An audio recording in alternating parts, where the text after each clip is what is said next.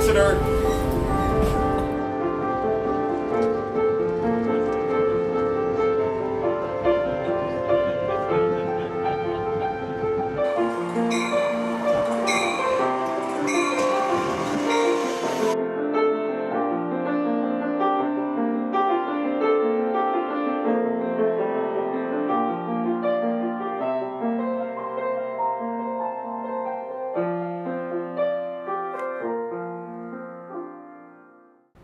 Welcome to Next Stop Exeter. Joining me here at our spacious studios at Exeter High School is none other than our junior senator, Kelly Ayotte. Kelly, thank you so much for coming to our show. It is great to be with you, Paul. Thrilled to have you here today. Especially great to be here at Exeter High. Well, first thing I got to ask you is, I was washing my dishes back in November, and I'm looking out the window of my house, and I saw you run by.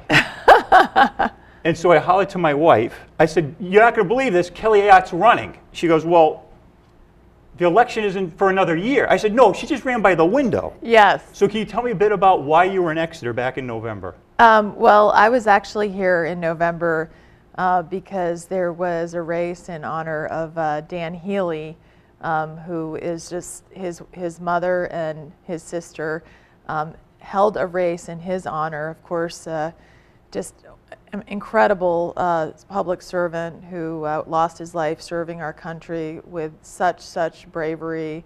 And so they decided to hold a run, a 5K in his honor, really to raise money to help other veterans. And you know, I was just glad to be there and to run by, and I'm sure I wasn't running by too fast to your house. Well, interestingly enough, because I saw you go by, I'm thinking, well, what other celebrity is going to run by, right? And what I noticed was there was a lot more people behind you.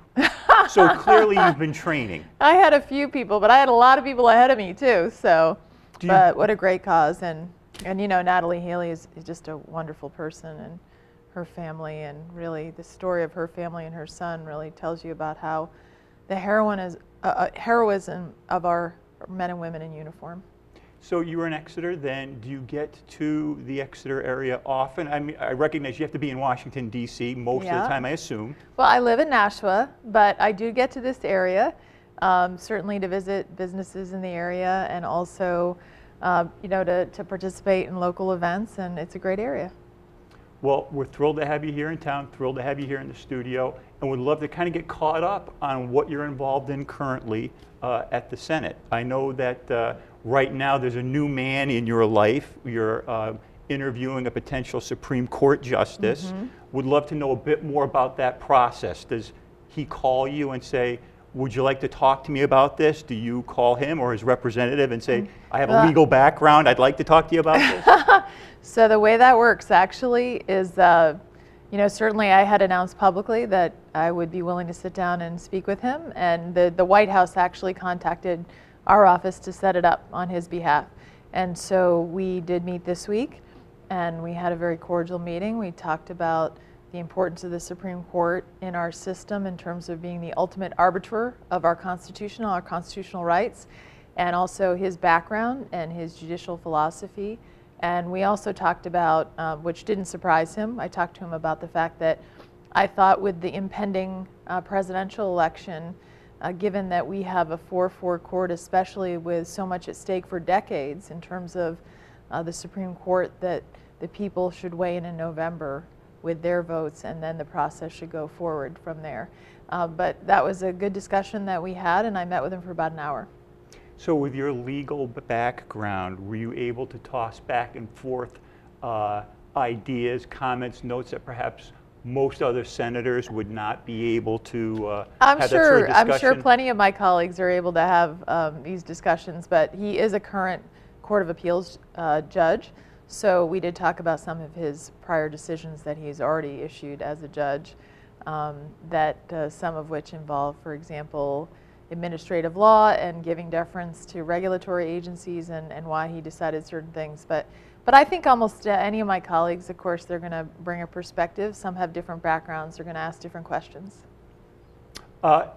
In terms of the interviewing process that takes place, Is that something that typically requires a long lead time to be able to sit down and meet with someone like this, or do they literally bring someone in to see you on a day's notice to have those sorts of conversations? I knew probably about 4 or 5 days in advance when we would meet, and so I had some notice on it, so I was able to obviously read up a little bit.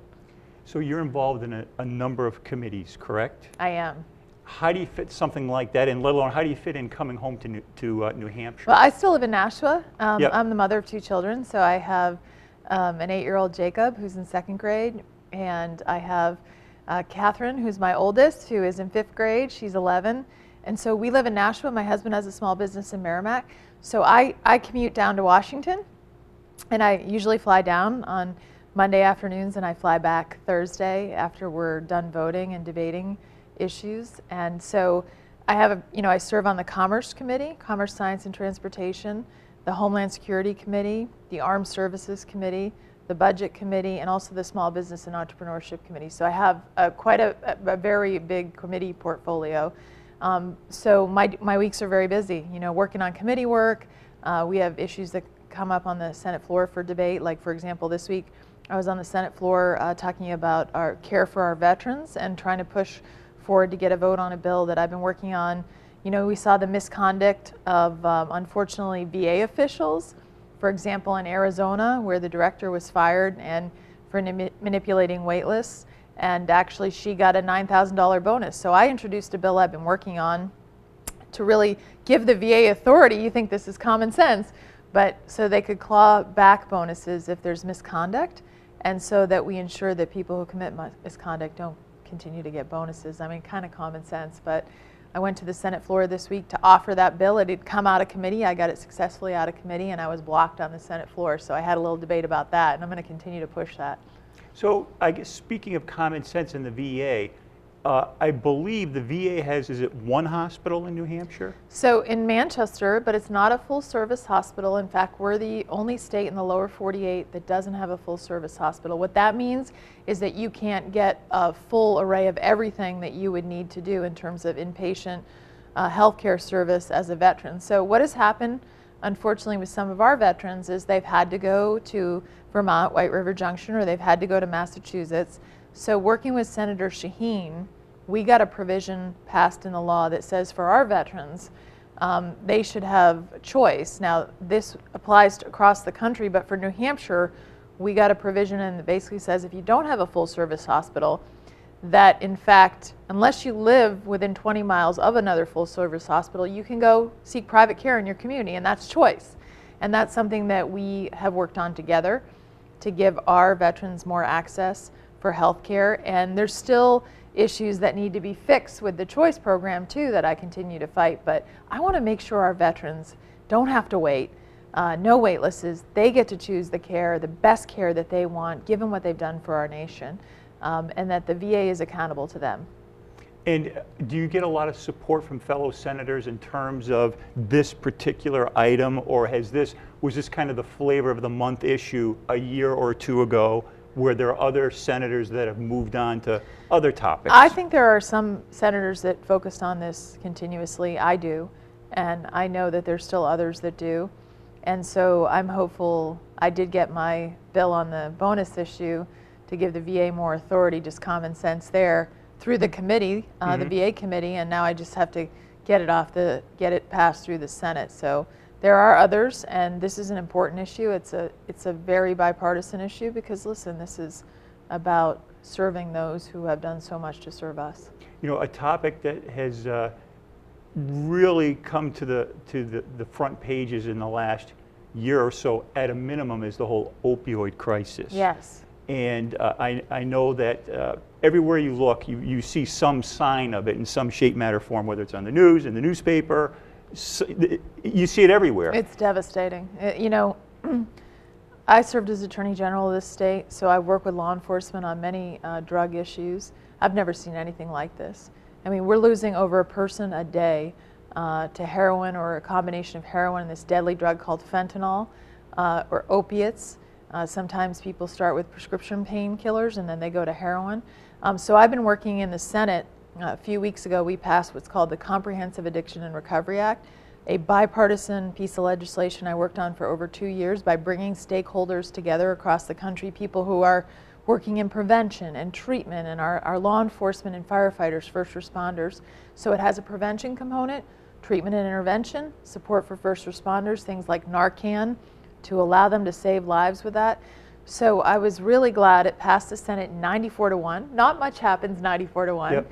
And now it's gone over to the House, so pushing to get it passed through the House and then to the President for signature. That's wonderful, wonderful. I know my experience has been I work in a very urban area, and I don't have to go very far at all to see someone who is directly affected by that. And it's troubling because it seems like it's actually getting worse. I think it's a huge epidemic, and it's a public health epidemic. I've met so many people that have lost children, grandchildren, brothers, sisters, and this hits every neighborhood, you know, and I think that's what we need to understand. So we need to get the help for people struggling with addiction, obviously go after, it's coming over our southern border, so that's the other issue I've been focusing on, and it's, you know, obviously supporting our law enforcement and interdiction, but let's get help for those who are struggling with addiction to really beat back this cycle. So commerce is obviously very important to you, and as it relates to commerce, you know, electricity, the price of electricity is very, very important, especially here where the price of electricity is very, very high. What can you tell us what's happening in Washington, D.C. as it relates to the energy industry? Well, there's been a number of efforts that we've worked on in terms of energy efficiency and really supporting those efforts through the tax code, but also through efforts. For example, I had what's called the Better Buildings Act to encourage more efficiency in commercial buildings and to incentivize doing that. So there's a lot there. In terms of energy, it's really making sure that we have the opportunity to tap into all of our energy sources while protecting our environment. And I think we can do both, using the best technology and really using American ingenuity. An additional topic for you is Iraq. I understand that you're involved in, you know, what we're to do with what's going on in Iraq right now. Can you tell me a bit more about that? Well, first of all, we have ISIS, which is a really barbaric terrorist group, radical Islamist terrorists. We've seen what's happened, obviously recently in Brussels and Paris, in our own country, in San Bernardino. So on the Armed Services Committee, where I've been focusing on two fronts, the first is making sure that our visa system, we have many of individuals who have traveled to Iraq and Syria from the European countries that have joined up and then returned to their country, and they're in our visa waiver program, so strengthening our visa waiver program to ensure they can't travel to the United States, information sharing with these countries to protect our country. The other issue that I've been focusing on is support for our military, to make sure that they have what they need. They're right now battling, for example, our Air Force is dropping bombs on targets in ISIS in Syria. I personally have called for better rules of engagement for them because I've heard back from the theater that unfortunately they see military targets and they are not always getting the authority that they feel they need to take out these targets. So there's a number of different efforts we have ongoing to really go after ISIS. And the other issue that I've been very passionate about is making sure that terrorists that we have captured, that we don't release them back into the battlefield. And yet we've seen this administration release many, many people from Guantanamo out to other countries, and 30% of the individuals that have been released from Guantanamo are either suspected or confirmed from re-engaging in terrorism. So the last thing we want to do is put people back in the battlefield. And let me give you an example. Spanish authorities not too long ago arrested a former Guantanamo detainee who is now working with ISIS and recruiting people and helping ISIS. Wow, it's how it all relates together, unfortunately. Sure. Well, I know I had a bunch of questions. You did a wonderful job asking them. I invited a student here at Exeter High School, Tyler Work, to come sit in and ask you a question that would be pertinent to someone here who's a high school senior who's looking forward to going to college. I would love to talk to Tyler. I'm going to invite you. Tyler, come sit down. Thank you. Hey, Tyler. It's great to be with you. It's an honor to be here, Senator. Thank you. As a student college bound, I was particularly interested in international affairs. Great. And I know it's a little bit of a loaded question, but I'd love to hear your opinion on the Syrian refugee crisis. No, it's a really important question.